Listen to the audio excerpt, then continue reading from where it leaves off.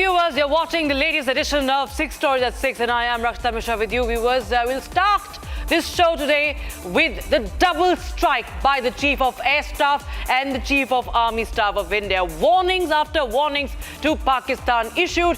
Asim Munir must be listening to this very, very carefully, viewers. The second top story, the other top story on the show is how Pakistan-occupied Kashmir is on the boil. Shehbaz Sharif and Asim Munir are losing control completely of the region, and the revolt, the protesters are unrelenting. Their march continues. We'll show you everything from ground zero. Story number 3 is the tragedy in Madhya Pradesh and Rajasthan, the deaths due to the toxic cough syrup. We'll tell you more about the investigation around that. Also, story number 4 is how Putin is warning Trump. He has warned Trump and lauded India's steadfastness amid the tariff bullying.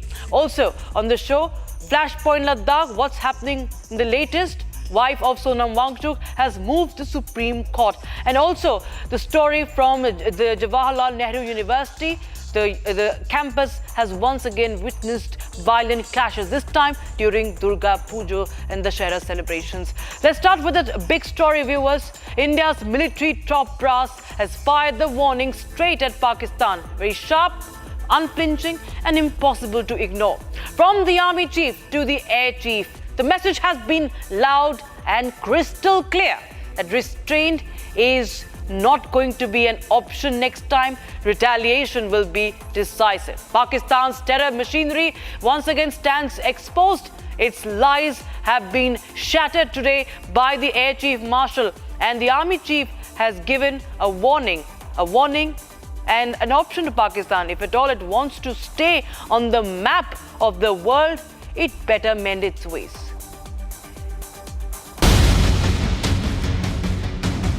This was the unmissable warning to Pakistan from the army chief. Loud, clear and unapologetic.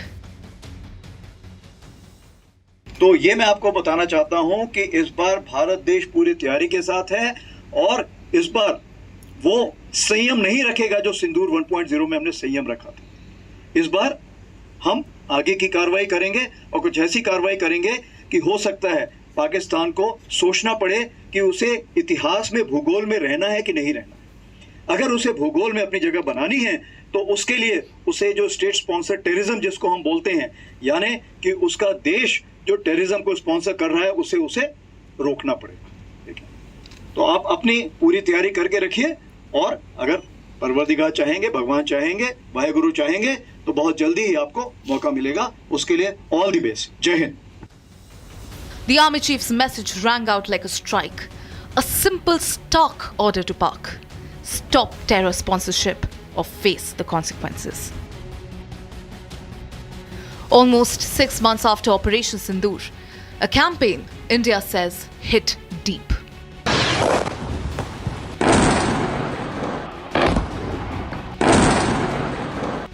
IF chief has spoken. He didn't soften the blow. He set the record straight.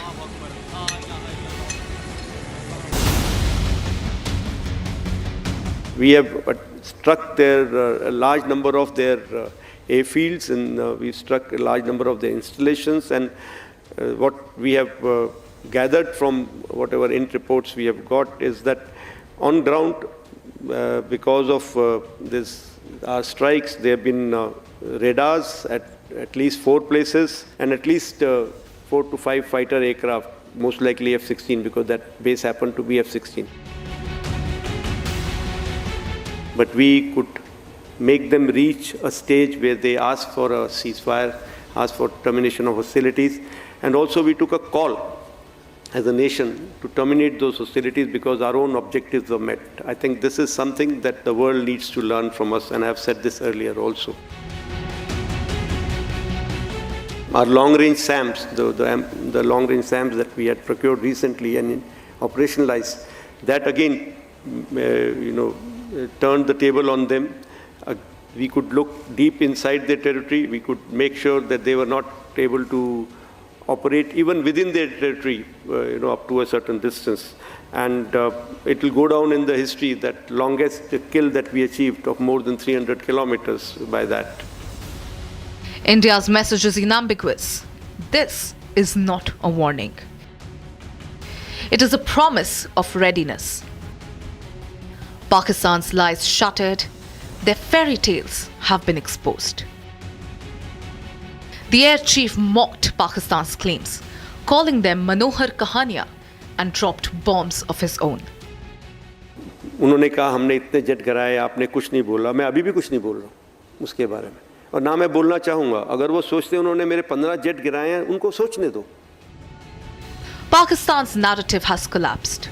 These thunderous statements are coming at a time when POK is witnessing unprecedented revolt. We have seen reports on protests in several areas of Pakistan-occupied Jammu and Kashmir, including brutalities by Pakistani forces on innocent civilians.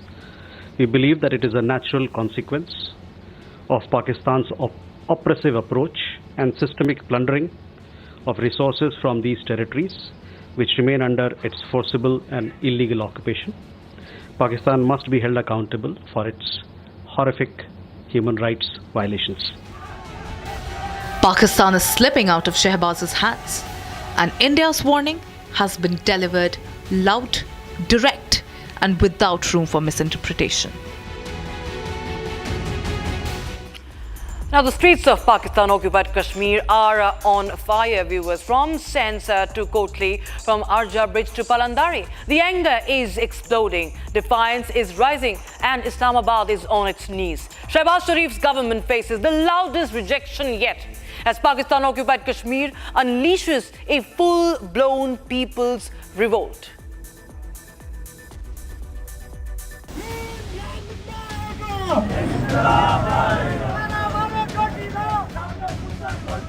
Charred vehicles on streets, flames refusing to die. A sea of rage engulfs Pakistan-occupied Kashmir.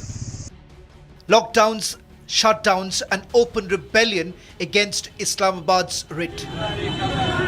This is how Pakistan-occupied Kashmir is cornering Shehbaz Sharif's government. In just 24 hours, Pakistan-occupied Kashmir has witnessed an unprecedented people's revolt. Shehbaz Sharif is losing control. Asim Munir's army is on the back foot. And all this, even as Islamabad pretends to negotiate with Jammu and Kashmir Awami Action Committee, the spark was civilian killings. And then came the fire. Angry protesters in Sahansa torching police vans and bulldozers. Police buses reduced to ashes, bulldozers up in flames, and a fury that refuses to die down. Demonstrators have turned state property into rubble, avenging civilian blood spilled by the regime. Protesters choked the Arja Bridge. Traffic paralyzed, a warning shot at a crumbling establishment. Kotli has shut its doors. Markets deserted, transport frozen, defiance loud. What makes this revolt different? These are not just the usual flashpoints of Muzaffarabad or Mirpur. The anger has now spilled to Sensa, Arja, Kotli, Azad Pattan and Palandari, regions that have never witnessed violence of this scale before. The distance is telling. Protests have jumped districts connecting far-flung corners of Pakistan-occupied Kashmir in one voice of defiance. Streets seethe with rejection of Pakistan's tyranny, rejection of Shehbaz's sham government. Pakistan-occupied Kashmir stands in revolt. The anger is raw, the resentment deep, and the storm against Islamabad shows no sign of retreat. Now, a very common medicine that was meant to heal has turned into now something that is only leading to tragedies. From Chhindwara to in Madhya Pradesh to places in Rajasthan, children are dying after consuming a toxic cough syrup. Banned companies, blacklisted firms, unchecked contracts today. All these, the question behind is simple: who is really responsible for turning a medicine into poison? Several other states are also now on alert regarding the sale of the same cough syrup. Now, viewers, here's the latest. A bottle meant to cure has turned into a bottle of death. 3 more children tragically died in Chhindwara district of Madhya Pradesh after consuming cough syrup. The poison triggered kidney failure. The death toll has risen to 9 in Madhya Pradesh and 11 across the country. 9 का आंकड़ा है, जिसमें से जो हमारी आखिरी death हुई है वो संध्या नाम की बच्ची है, जो 2 दिन पहले उसकी डेथ हुई है। और अभी कितने सीरियस बच्चे हैं जो नागपुर में एडमिट हैं, या टोटल संख्या क्या है जो पेशेंट्स हैं अभी? हमारे पास अभी 13 बच्चे थे जो एडमिट थे, जिनमें से 1 की आज रिकवरी हो गई है। इनमें से फिर 4 बच्चे हैं जो जिला अस्पताल में भर्ती हैं, जिनमें से 2 बच्चे ठीक हैं, 2 का इलाज जारी है। और इसके अलावा नागपुर में 8 बच्चे हैं, जिनमें से 5 की कंडीशन ठीक बताई जा रही है, और 3 बच्चे जो हैं वो थोड़े से डायलिसिस या वेंटिलेटर हैं, उसी किसी लाइफ सपोर्ट सिस्टम पर हैं।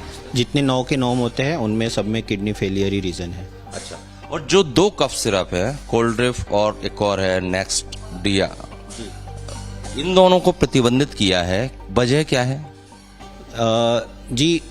पुराने जो रिसर्च है उसमें ये पाया गया है कि बहुत सारे जब अनएक्सप्लेन किडनी इंजरी होती है उसमें फार्मास्यूटिकल कंटेमिनेशन की संभावना जताई गई है।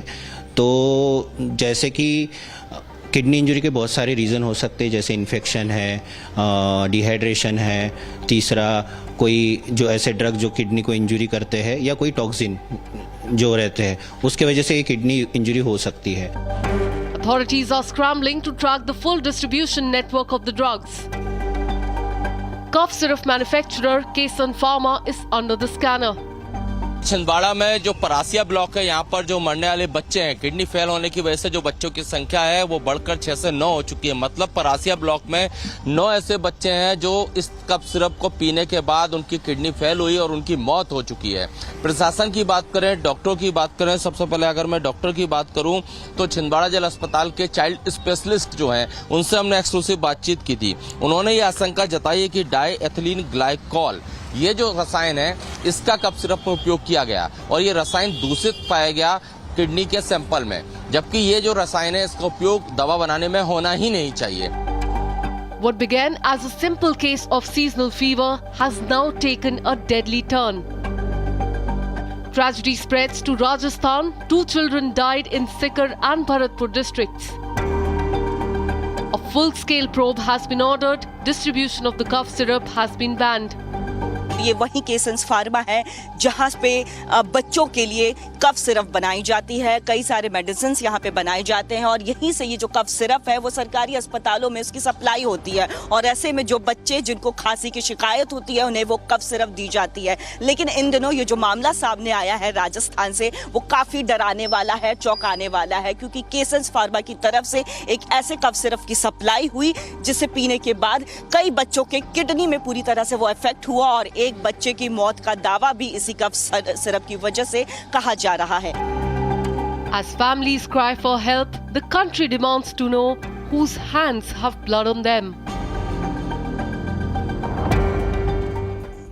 Despite Washington's constant bullying and the punitive tariffs that were put out, India stood undeterred, ultimately bringing US to the negotiating table. And now it has drawn Russian President Vladimir Putin's praise for that. Putin hailed Prime Minister Modi for saying no pressure, no threats can bend India. Not only that, he also mocked and warned Donald Trump and even the NATO. So from Moscow's support to Delhi's defined economic strategy, viewers, the message is very clear that India will defend its sovereignty, its economy and its global stature. Washington's pressure games are backfiring. After Donald Trump's 50% tariff blow aimed at India, Moscow is standing firm behind New Delhi. At the Valdai Forum in Sochi, Vladimir Putin hailed Prime Minister Modi as a wise and a balanced leader. He said Prime Minister Modi is a leader who will never bow before threats or humiliation. It's not about politics, it's like a pure economic reckoning, and many of our economists believe it's going to happen. The Indian people will look at what decisions are made by the political leadership and never accept any humiliation before anyone. And also I know Prime Minister Modi, he will never take any steps of the kind. Putin tore into America's bullying, warning that India's sovereign choices are not up for sale.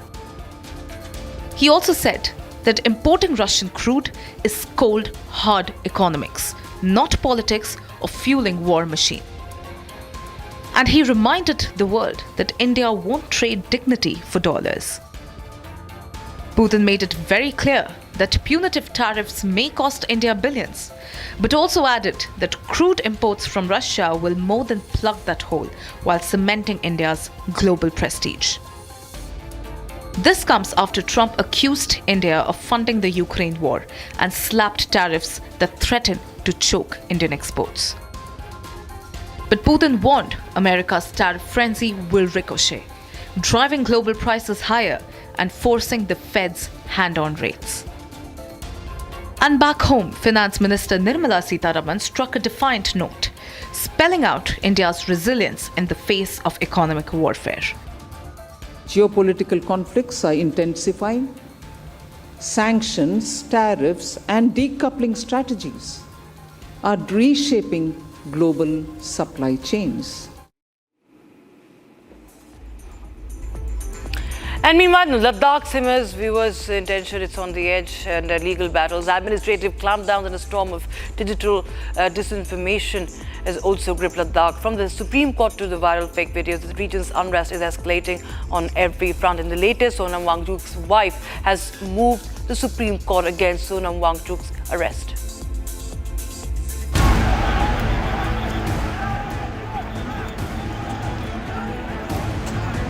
Ladakh on the boil.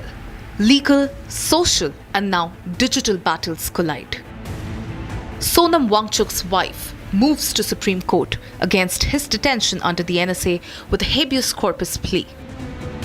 She mentioned that no clarity on his health or the grounds of detention for over a week has been informed to her. इसका अभी तक कोई response नहीं मिला है और इसमें यही साइट किया गया है कि उनका इमीडिएट रिलीज हो क्योंकि डिटेंशन इलीगल है क्योंकि वो किसी हालत से नेशनल सिक्योरिटी को थ्रेट नहीं है इनफैक्ट उनसे ज़्यादा पीसफुल तरीके से कोई भी हर चीज़ को हैंडल करता हो ऐसा कोई नहीं है और प्लस कि मुझे उनको मिलने दिया जाए इट्स बीन 5 days में वो ऑर्डर मिलना चाहिए था डिटेंशन ऑर्डर जो अभी तक नहीं मिला है तो इसीलिए वेट करके 6th day को हमने रिप्रेजेंटेशन लिखा to the President of India, Prime Minister of India, to the Home Minister, Law Minister, to the LG of Ladakh and the DC of Ladakh. But there was no response till yesterday. Ladakh LG Kavinder Gupta has responded to Sonam's wife's plea in the court. Supreme court move किया है गीतांजलि अंगमो ने ये कहा गया है कि जो गिरफ्तारी या डिटेंशन हुई है सोनम वांगचुक की वो गलत है देखिए हर व्यक्ति को कोर्ट में जाने का अधिकार है लेकिन एनएसए ने जो किया वो सबूतों के आधार पर ही किया होगा ये स्वाभाविक बात है Meanwhile, the Ladakh administration has turned its lens on HIAL, Wangchuk's institute. Officials allege that the institute issued unrecognized degrees putting youth's future at risk. But adding fuel to the fire, fake AI-generated videos that are being circulated online. A fabricated clip of Ladakh DGP followed by a fake video of the ADC. Admin have registered FIR against fake videos that are being spread on social media. From detention to digital disinformation, Ladakh's unrest is now playing out on multiple fronts. And we were once again, JNU was gripped with tensions. This time it was on the occasion of Durga Pujo, on the occasion of Vijay Dashmi. Now, what was supposed to be a peaceful puja immersion at the Sabarmati tea point descended into a violent clash last evening. Not the first time, of course, that JNU has found itself in news for the wrong reasons. Now, the very scenes that you right now are being played out are from the JNU campus viewers, and also there was a controversy surrounding the burning of effigies that had the images of Sharjeel Imam as well. We will get you more in this report.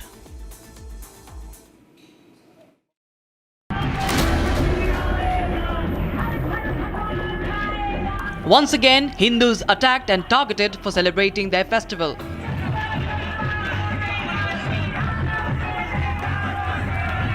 At the university, a peaceful Durga Puja Visarjan quickly descended into a violent clash.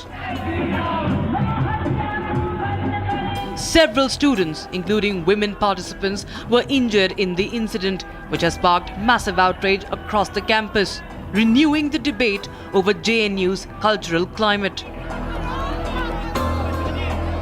The peaceful Visarjan was shattered as left-affiliated students allegedly pelted stones at the procession.